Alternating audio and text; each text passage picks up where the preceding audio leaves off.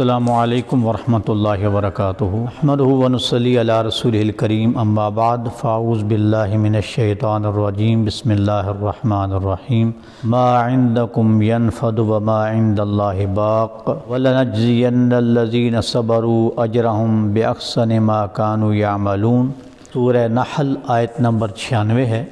ارشاد باری تعالی ہے جو کچھ تمہارے پاس ہے وہ فنا ہونے والا ہے اور جو کچھ اللہ کے پاس ہے وہ باقی رہنے والا ہے، اور ہم ضرور بضرور صبر کرنے والوں کو ان کا اجر ان کے عمل سے بہت بہتر کر کے عطا کریں گے۔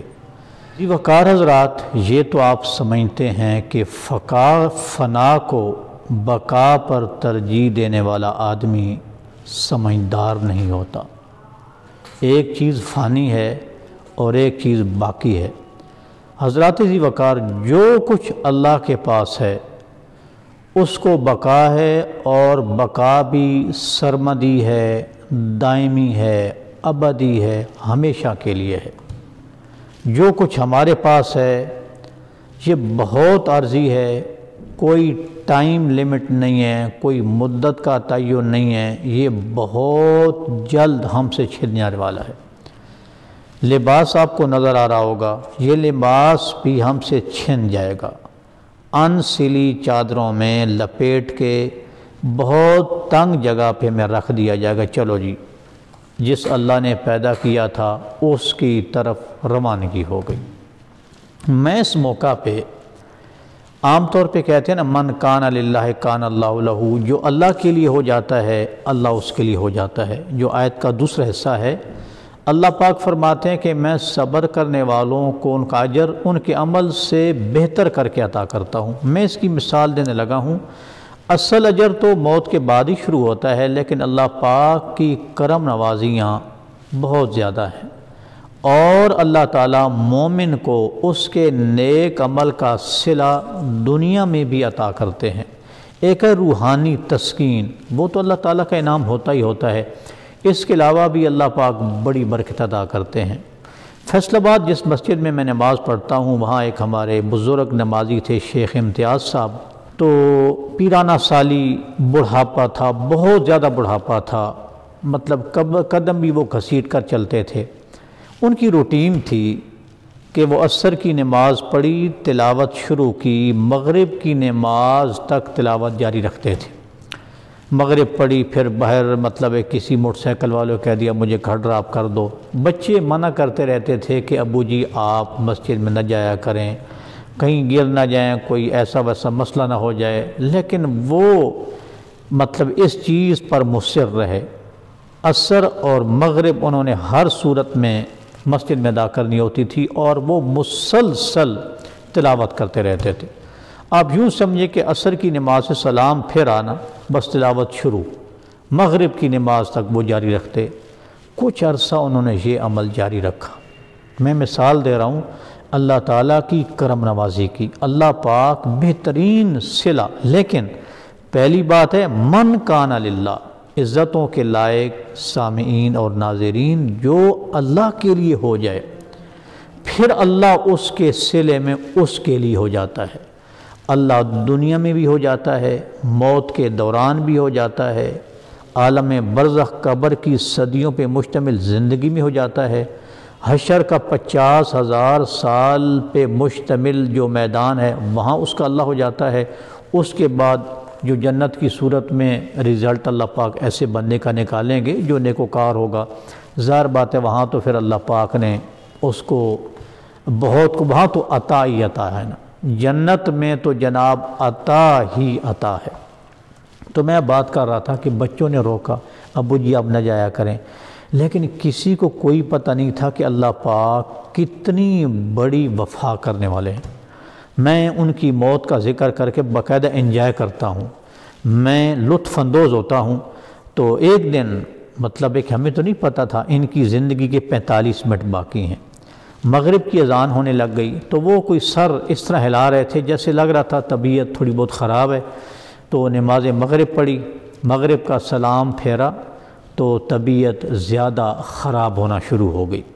ایک نمازی آگے بڑے پانی لے کر آئے، جناب نہیں ایسے لگا کہ شیخ صاحب ذرا سیریس ہیں، وہاں سے ایک بھائی فوراً گاڑی لے کر آ گئے۔ خادمین دیکھیں بچے کوئی نہیں، پتہ کوئی دکان پہ کوئی بازار میں۔ اب یہی کیفیت گھر میں طاری ہوتی تو کوئی بھی وہاں مطلب شاید کسی کو سمجھ ہی نہ آتی کہ یہ کیا ہوا، ہمارے ابو جی کے ساتھ یا آنٹی کہتی پتہ نہیں میرے میاں صاحب کیا ہوا، اتنے میں وہ دم توڑ جاتے۔ تو قریب ایک ہسپتال تھا، وہاں منتقل کیا گیا، ایک ٹیسٹ کروایا گیا، اتنے میں اللہ پاک کی طرف سے موت کا پیغام آ گیا، اللہ پاک کی طرف سے۔ تو آپ یوں سمجھیں کہ نماز مغرب کے فوراً بعد ٹھیک ٹھاک آئے، نماز مغرب کا سلام پھیرنے سے کوئی 7-8 منٹ کے بعد وہ مطلب خالق حقیقی کی طرف روانہ ہو گئے۔ تو یہ اللہ پاک نے ان کو صلہ دیا۔ ممکن ہے ان کا یہ عمل 5-6 مہینوں سے ہو، ایگزیکٹ تو مجھے یاد نہیں ہے، کہ جناب وہ عصر سے مغرب تک۔ دیکھیں ایسے بزرگ کی گھر میں کیا ویلیو ہوتی ہے۔ میں بزرگوں کی نصیحت کرتا ہوں کہ بزرگوں کی ویلیو گھر میں کم ہو جاتی ہے۔ ہمارا معاشرہ ایسے ہے، ویسے تو بڑی مبارک چیزیں ہیں، لیکن بیٹیاں چلی جاتی ہیں، بیٹے کاموں کے، بہو پھر آپ سمجھتے ہیں ہمارے معاشرے میں بہو کے نزدیک ایک بزرگ سسر کی مراد جو معذور ٹائپ ہو، اس کی کتنی ویلیو ہوتی ہے۔ تو بہتر نہیں کہ یہ لوگ اللہ کے گھر کو ٹائم دیں، بہتر نہیں ہے کہ یہ لوگ اللہ تعالیٰ کے گھر کو ٹائم دیں، اللہ کے گھر کو ٹائم دیں، اپنے گھروں میں رہ کر کیا کرنا ہے۔ تو یہ میرا خیال ہے 6-7 مہینوں سے انہوں نے اپنی روٹین بنائی تھی، لیکن جو اللہ پاک نے ان کو صلہ دیا ہے، میں اللہ پاک معاف کرے گناہگار ہونے کے باوجود کہتا ہوں کہ یا اللہ اس جیسی خوبصورت موت مجھے بھی عطا کر دے، اور مطلب ہسپتالوں میں دھکے بھی نہ کھانے پڑے، اللہ پاک چلتے چلتے چلتے ایسی نماز شروع کریں، سجدے میں جائیں روح نکل جائے، سلام سے پہلے روح نکل جائے۔ تو یہ حضرات اللہ تعالیٰ کی طرف سے کرم نوازی ہے، یہ اللہ تعالیٰ کی طرف سے بہت بڑا صلہ ہے، بہت بڑا صلہ ہے۔ اس لیے جو آیت کا پہلا حصہ ہے، فنا کو بقا پر ترجیح نہ دیں۔ جو ہمارا وقت ہے اگر یہ بغیر کسی مقصد کے گزر رہا ہے تو ہم فنا کو ترجیح دے رہے ہیں، اگر یہ کسی مقصد میں ہم کھپا رہے ہیں تو ہم پھر بقا کو ترجیح دے رہے ہیں۔ دنیا کے لیے بھی محنت کریں اللہ کا حکم سمجھ کے، اور جو آخرت کے لیے محنت ہے وہ تو پھر اللہ تعالیٰ کا حکم ہے ہی صحیح۔ اور خاص طور پر اگر آپ کے پاس آپ لڑکپن ہیں، آپ جوانی میں ہیں، آپ پکی عمر میں ہیں، آپ بالکل فارغ ہیں، جب بھی آپ کو وقت ملے اللہ کے گھر میں بیٹھنے کو حضرات انجوائے کریں۔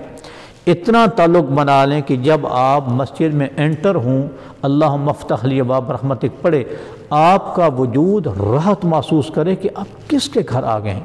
لیکن ہمارے رشتہ دار ہیں، بڑے سیاسی لیڈر بھی ہیں، مذہبی لیڈر بھی ہیں، ہم ان کے پاس جانا کیا ہم اعزاز نہیں سمجھتے؟ ہماری عزت و تکریم ہو، ہم بڑا اعزاز سمجھتے ہیں۔